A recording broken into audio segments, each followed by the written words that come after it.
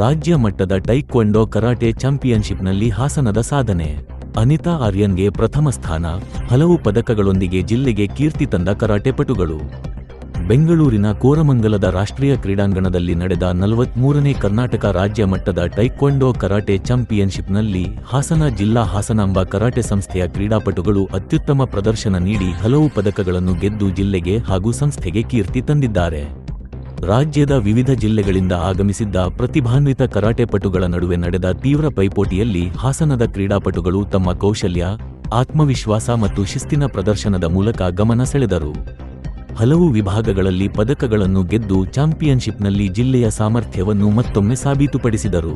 ಸ್ಪರ್ಧೆಯಲ್ಲಿ ಅನಿತಾ ಹಾಗೂ ಆರ್ಯನ್ ಬಿವಿ ಪ್ರಥಮ ಸ್ಥಾನ ಪಡೆದು ಚಿನ್ನದ ಪದಕಕ್ಕೆ ಭಾಜನರಾದರೆ, ವಿಸ್ಮಯ್ ಕೆ ಹಾಗೂ ಧನುಷ್ ದ್ವಿತೀಯ ಸ್ಥಾನ ಗಳಿಸಿದರು.